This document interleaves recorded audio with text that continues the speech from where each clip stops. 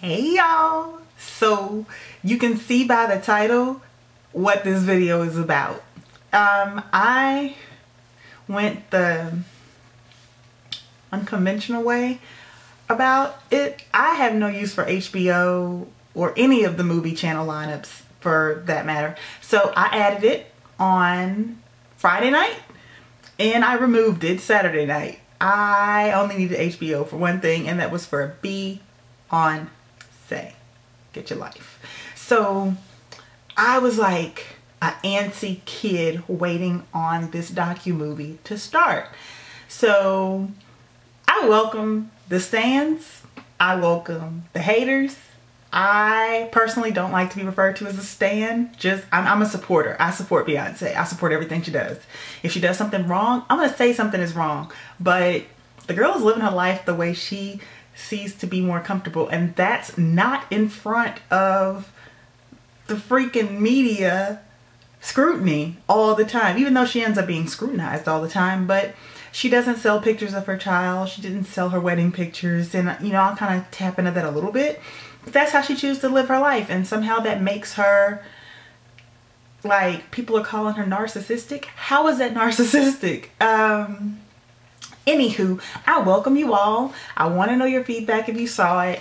Please don't leave feedback if you didn't see it, because probably the majority of the things that you're going to say are things that she touches on in the video. So anyway, so the movie opens up. I'm not going to go tit by tit of what happens in the movie, but it does open up with her talking about her childhood. It's this cute little intro of her playing with Solange, and I think that's her cousin Ebony, and they're playing on the front steps of the house that she grew up in, and she's playing around with a bush full of bees, and it's so cute to hear her dad say, "Beyonce, leave them bees alone." And she's like, "I ain't messing with them," but that's like, she's always had an infatuation with bees.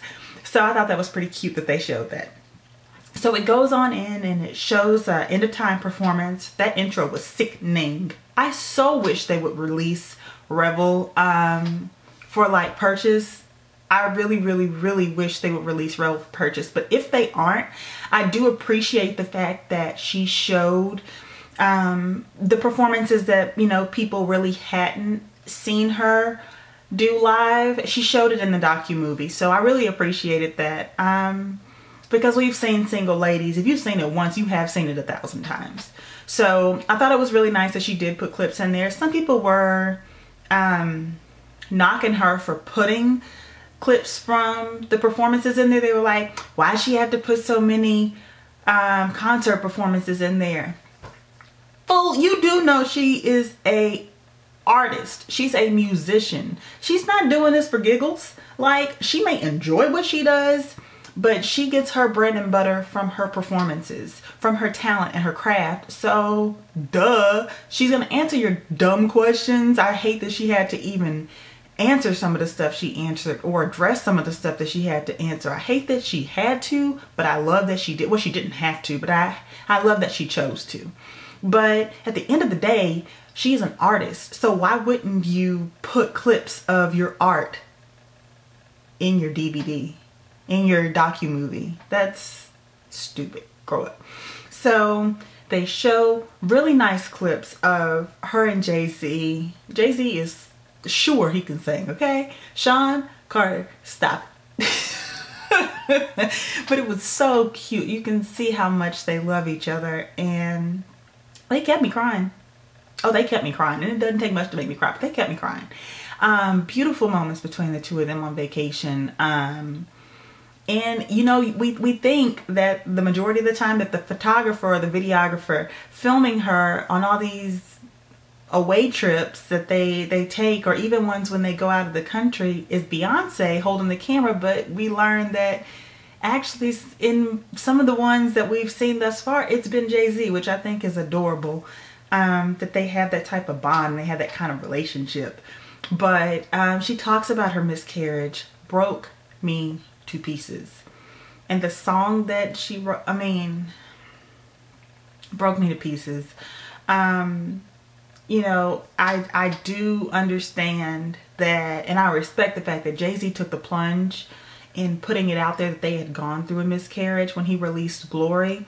And it took her almost, you know, it's been a year. I mean, Blue Ivy is 13 months old. So it's been over a year before she could actually share that herself with us. And you hear it out of her mouth that she had a miscarriage. And that's hurtful. And it's just beyond me to see some of the people commenting saying, well, everybody goes through that. Oh, so because a lot of people go through it, you mean to tell me she can't hurt? It's just the scrutiny and the hate that gets lashed at her. I just think it's unreal. I mean, there are artists that get scrutinized. I'm not saying that it doesn't happen to other people, but if you really are on, I mean, they could say Beyonce gave $17 million to XYZ Foundation. Somebody would say, why ain't she give 18 million? Like, some people are just not happy, regardless if you're doing something good or if you're doing something bad, you're just not happy. So she does talk about the miscarriage. You show her work, you get to see her working on 4, on her album 4. And I loved the fact that they gave raw vocals. I loved seeing her do Make Love to Me, when she was just doing kind of the acoustic, not acoustic because it definitely was over a piano, but they were rehearsing, and it just showed her just the runs and the riffs that girl was doing was sickening. I would love that version. I'm sure you'll never see this, but anybody who might know Beyonce or know somebody who knows Beyonce, please ask her to release that version when she was doing the ooh, ooh. Well, it was much higher than that, and it sounded a lot better than that. But you know what part I'm talking about if you saw the documentary. Please release that for me. For me, I just loved that. But then, you know, when I've seen her do Make Love to Me a couple of times. I've seen her perform it a couple of times. But when she showed this docu-series version, baby, she was rolling and grinding. I said, did that piano get a treat? Beyonce let him do it, okay? She said, film it all. Get it all, because it's raw and it's uncut and it's hers, and I appreciate it. What else did she talk about or go over that people gave her such a hard time? Oh, when she addressed the surrogacy, well, I'll wait, hold on that. When she talked about her relationship with her father, you could hear the hurt in her voice, and I loved that the guy that was asking her the questions are kind of guiding the questions that she gave him. Shade, because you know Beyonce does pre-authorized questions, so you would think for her own documentary she gave him the questions that he was supposed to ask. But when he asked her, did she get her father back after she fired him as her manager, and she said no, I mean, you can only imagine, because that was just a part of the demise of their relationship, the working part. But you have to keep in mind, he also cheated. He had a child. It was public. It was a mess. Now, she did not go there, although I appreciate the fact that she didn't. And she says it in the documentary. There are something, it's not your business. And she shaded Rihanna. I think she shaded Sierra. I think she shaded Keisha. Nobody's business, Cole. Nobody cares about what you're doing, but you keep opening your mouth. She shaded all of them, as far as like, you don't judge anybody's body of work.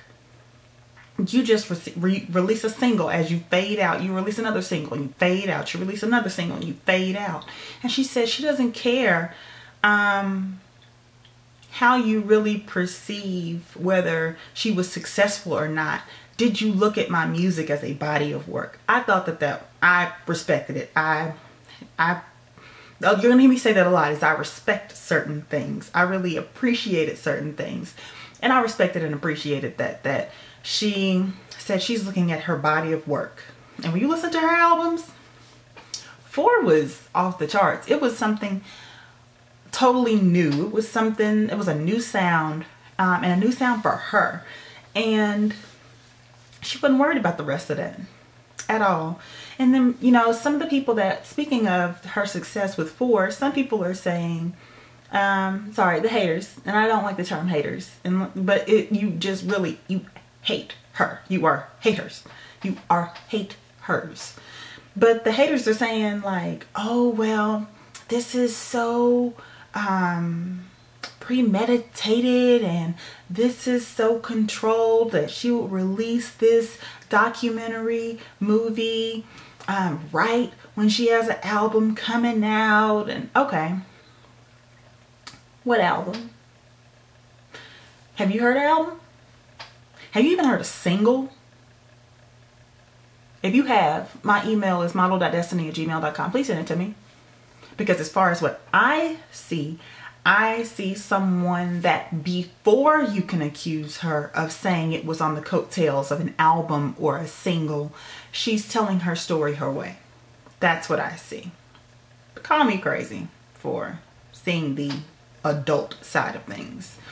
Anywho, so she goes on to talk about how, like, when she first started to show and when she first felt Blue Ivy kick, like the glow and the giddiness on her face was just contagious. It made me cry when she was like, I felt the baby kick. Oh my God, that felt so good. It felt like I felt a baby kick. It was so beautiful, and she didn't have to share like that. I'm like, oh my gosh, she didn't have to share that with us, but she did, and I appreciate it.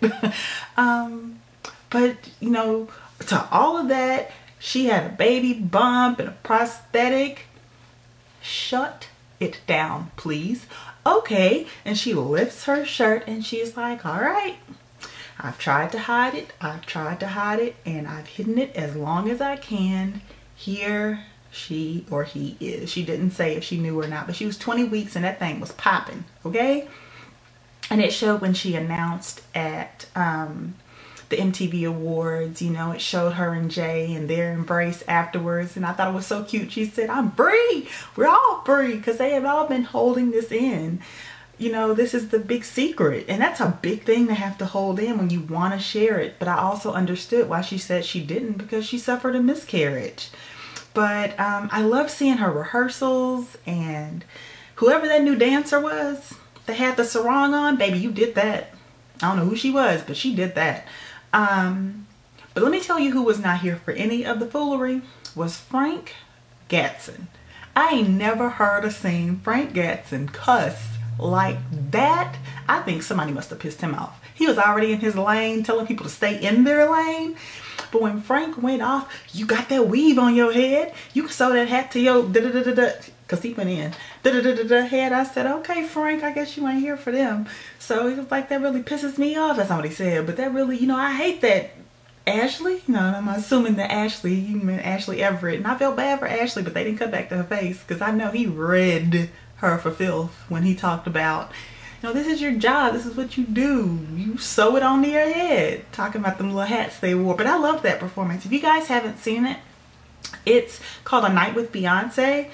And it came on quite some time ago, but I think you can still find it on YouTube. If I can find it, I'll link it in the description box below. But the coup de grace was when she shared Blue Ivy. Oh my God, I thought it was so sweet, showing Jules singing, or Beyonce singing the song that Jules wrote, saying hurry up Blue, and they showed her, baby, she had them sponge rollers on.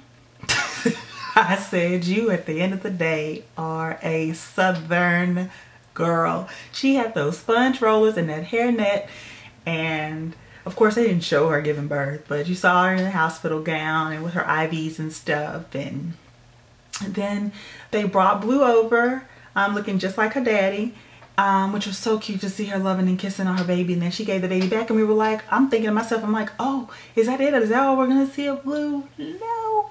They show family moments afterwards of them looking at family pictures and just sitting and bonding. You get to see Blue, just Beyonce and her just holding her and nurturing her, and her drinking from her bottle, and then her looking and kind of, you don't hear her cooing, but you can tell she's cooing at the screen and at the cameraman, and you can tell Beyonce is so protective, and as she should be.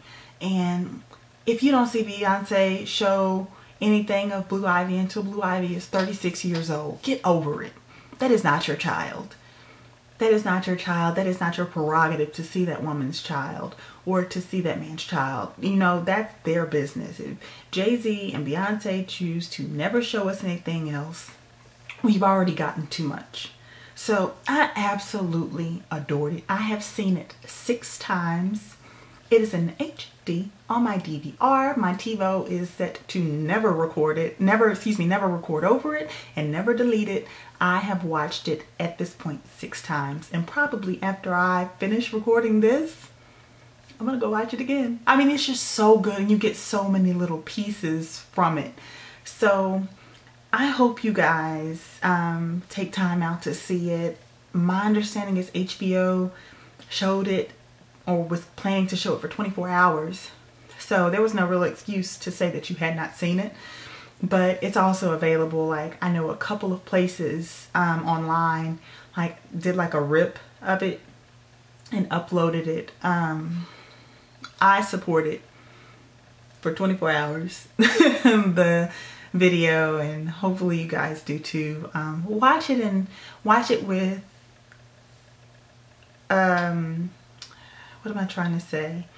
Watch it with no preconceived notions of her. Just like, if you don't like her, which there's just something wrong with you, but if you don't like her, I don't see how after seeing this you can't. I really don't, because she's just sweet, and she says in there, like, when it comes to her business, you can't be polite all the time, because polite doesn't get you very far. But I think she's been very polite to people, and the things that have been said about her and the way that she addresses things, I think she's been extremely polite. But neither here nor there. For the people that say, oh, well, you know, she wasn't pregnant because she didn't do any maternity pictures. She got you together when she showed you that silhouette video, not still. Get into where my belly button piercing used to be. This is my body. Get into my maternity line. This is my body. And mama had body, pregnant, and got all back together afterwards. Just because y'all have $39.99 to give to a gym per month, don't put that on the same plane as somebody who makes millions. They can get trainers. They can eat healthier. They don't eat McDonald's every night. I digress. I'm not even going there. Don't judge her pregnancy or whether she was pregnant by how quickly she got her body back. Get your life. Get your life. 2 words, names. Heidi Klum got snatched after she had her baby. Alessandra got her body back. Victoria's Secret don't play that. So if you think that those girls can do it, what makes you think that Beyonce can't? Please stop. So I hope that you guys watch. If you haven't already, I gave all kind of stuff away in this. So if you haven't seen it, I guess feel like you've already seen it and then go watch it. If you've watched it, let me know what you think about it below. Yeah, so I'm beaming. I'm so excited. I'm so happy for them. And Blue Ivy is absolutely beautiful. And that's actually not the biggest thing that I took away from it. I just learned so much about her.